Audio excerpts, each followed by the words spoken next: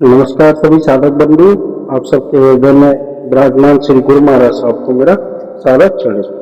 साथियों, आप सबने एक पुस्तक आध्यात्मिक विषय मीमांसा का नाम अवश्य सुना होगा। ये 2 खंड में प्रकाशित होती है। यह एक ऐसी पुस्तक है श्री गुरु महाराज साहब ने लिखी है कि इस पुस्तक को आप लाखों रुपए भी खर्च करके इसका ज्ञान नहीं प्राप्त कर सकते किसी और माध्यम से। ये पुस्तक ऐसी ज्ञानवर्धक पुस्तक है कि सभी साधकों के लिए ये सदैव कार्य करती रहेगी। ऐसे ऐसे प्रश्नों के उत्तर श्री गुरु महाराज साहब ने इसमें लिखे हैं, कितने पूर्व में लिखे तो वो आज भी सार्वभौमिक है, आज भी प्रासंगिक है।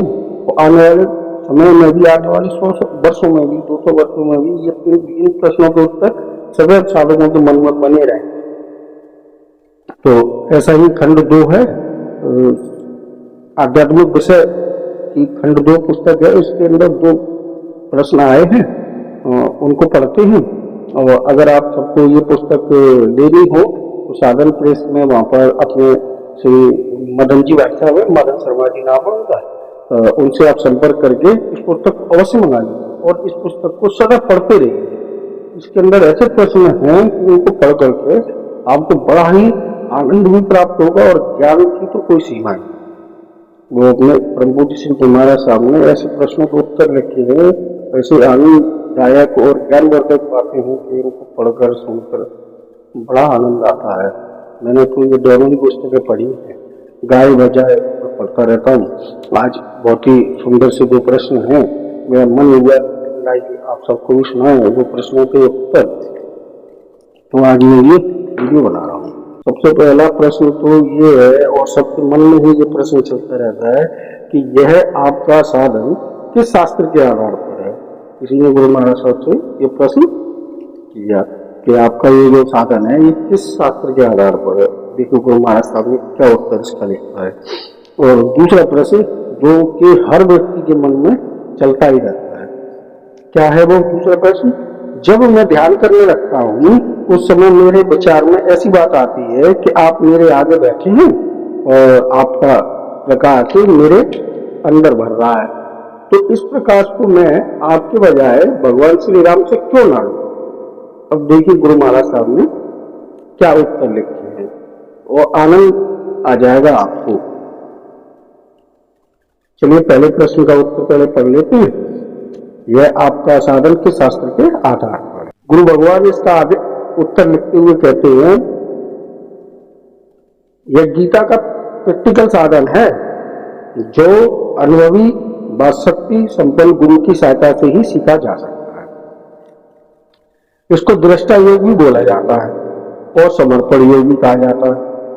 हमारी समझ में तो दोनों का मिश्रण है, जिसमें कर्म, उपासना और ज्ञान तीनों को एक साथ लेकर चलना होता है। इस साधना में गुरु करता रहते हैं और शिष्य दृष्टा बन जाते हैं, यह दृष्टा ही रहते हैं। शिष्य को सम्मुख बैठ के अंतर्मुखी वृत्ति से अपने को देखते रहना है और कुछ करना धरना नहीं।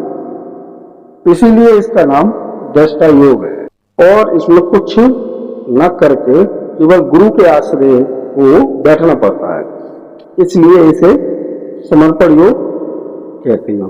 यह विद्या पुस्तक के पाठ करने अथवा श्लोकों का अर्थ व्याकरण से कर लेने से नहीं आती।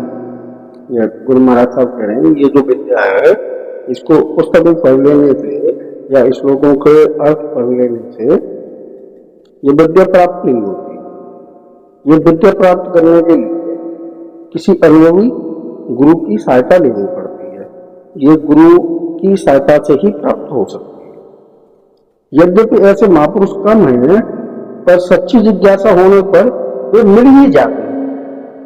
कम है पर अभाव नहीं। लालसा बढ़ने पर भगवान स्वयं ही इसका प्रबंध कर देते हैं। किसी न किसी को उससे मिलाई, उससे अर्थात आपसे मिलाई, आदर से, जिज्ञासु से भगवान मिलाई देते ऐसे महापुरुष। संभव है कि मेरे पढ़ने में कुछ त्रुटि रह जाए, साथ ही आप सबको ये पुस्तक ले लेनी चाहिए और स्वयं से पढ़ना चाहिए, इसको कंठस्थ कर लेना चाहिए। अब दूसरा प्रश्न, जब मैं ध्यान करने लगता हूँ उस समय मेरे विचार पर ऐसी बात आती है कि आप आगे बैठे। अब इसका उत्तर देखिए गुरु महाराज साहब कैसे लिखते हैं। ये बहुत ही सुंदर उत्तर है और बहुत ही आनंद देने वाली बात है।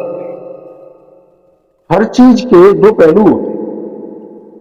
गुरु भगवान उत्तर लग रहे, हर चीज के दो पहलू होते हैं, एक प्राप्ति और दूसरा प्राप्ति का साधन।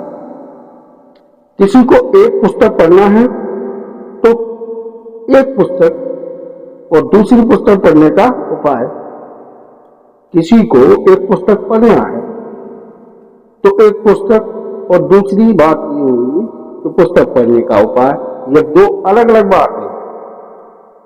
जैसे आप कोई पुस्तक पढ़ना चाहते हैं तो पहले तो वो पुस्तक चाहिए और उसको पढ़ना आना चाहिए, ये दूसरी बात है। पहले तो वो पुस्तक होनी चाहिए, अर्थात रामचरितमानस जी को आप पढ़ना चाहते हैं तो सबसे पहले तो रामचरितमानस जी होनी चाहिए, उसके बाद रामचरितमानस जी को पढ़ना आना चाहिए। ये दो बातें। पुस्तक ईश्वर है और गुरु पढ़ाने वाले हैं। गुरु की प्रथम वंदना करनी पड़ती है। ये सब जानते हैं कि गुरु को ईश्वर से भी ऊपर का स्थान दिया गया है, गुरु ईश्वर से भी बड़े हैं। तब किताब पढ़ी जा सकती है। जब आप गुरु की वंदना करेंगे, गुरु से सहायता प्राप्त करेंगे, तभी आप पुस्तक पढ़ सकते हैं। काकभूषण जी शिव मंदिर में शिव उपासना कर रहे थे, उनके गुरु वहां पधारते हैं। काकभूषण जी उनको एक साधारण पुरुष या मनुष्य समझ और अपने इष्ट देव से नीचा समझकर उनका स्वागत नहीं करते और ना ही प्रणाम करते हैं। गुरु की इस अवहेलना से भगवान रुष्ट हो जाते हैं। कौन से भगवान? भगवान शिव। इसका वर्णन उत्तरकांड में श्री रामचरितमानस जी में भी है। आप वहां से इसे पढ़ सकते हैं इस दृष्टांत और उनको साथ दे देते हैं और उन्हें इस साप से सहस्त्रों वर्ष के लिए अजगर योनि प्राप्त होती है। अध्यात्म का नियम यही है। श्री भगवान को प्रसन्न करने के लिए प्रथम तो गुरु को प्रसन्न करना होता है। अगर आप भगवान को रिझाना चाहते हैं, भगवान को प्रेम करना चाहते हैं, भगवान से मिलना चाहते हैं, तो पहले आप, गुरु महाराज साहब कहते हैं, पहले उससे मिलो जिसने स्वयं ईश्वर को देखा है। जो गुरु महाराज साहब के 10 आलोक है उसमें एक आलोक ये भी है कि अगर आप ईश्वर दर्शन चाहते हैं पहले उससे मिलिए जिसने ईश्वर को देखा है। तो वही वाली बात हम महाराज जी उत्तर में लिख रहे हैं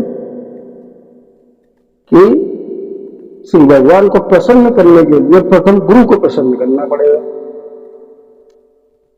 उनकी प्रतिष्ठा अपने हृदय में बिठा लो, तब भगवान दया करते हैं। जो व्यक्ति अपने गुरु से विमुख हो जाता है, वो चाहे कितने ही ऊंचे स्थानों पर क्यों न पहुंच जाए, उसका वहां से पतन होना निश्चित। गुरु एक डॉक्टर है जो भीतर के मानसिक रोगों को दूर करने वाले हैं। उनके आगे स्वानुसार चलना चाहिए। गुरु ईश्वर नहीं है, ईश्वर से मिलाने वाले, वह माध्यम है।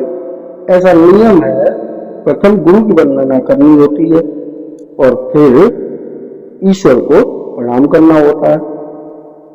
सब संत यही कहते आए हैं कि भक्त और भगवान में कोई अंतर नहीं। वैष्णव और संत मत में इतना ही अंतर है कि उनके यहाँ गुरु और भगवान को अलग अलग मानते हैं। साधना के लिए अनेक से एक पर आना होता है और फिर एक को भी बुला देना होता है।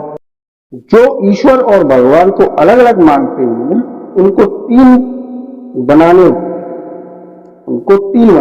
हैं। क्या?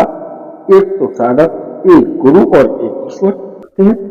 जो ईश्वर और गुरु को अलग अलग मानते हैं उनको तीन बनाने पड़ते हैं। सबसे पहले तो साधक बनेगा, साधक के बाद गुरु बनेगा, गुरु के बाद ईश्वर बनेगा।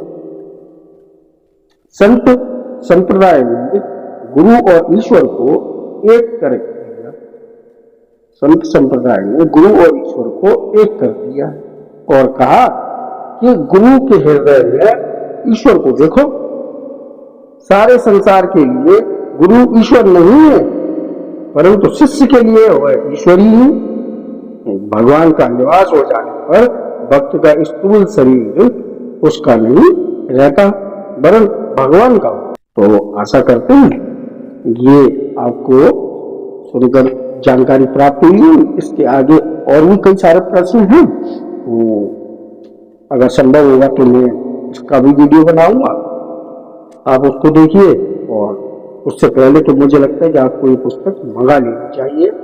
और ये दूसरा भाग तो ऐसा है कि इसमें कुछ कहा नहीं जा सकता इसके आनंद के बारे में। आप सबको मेरा सादर चरण।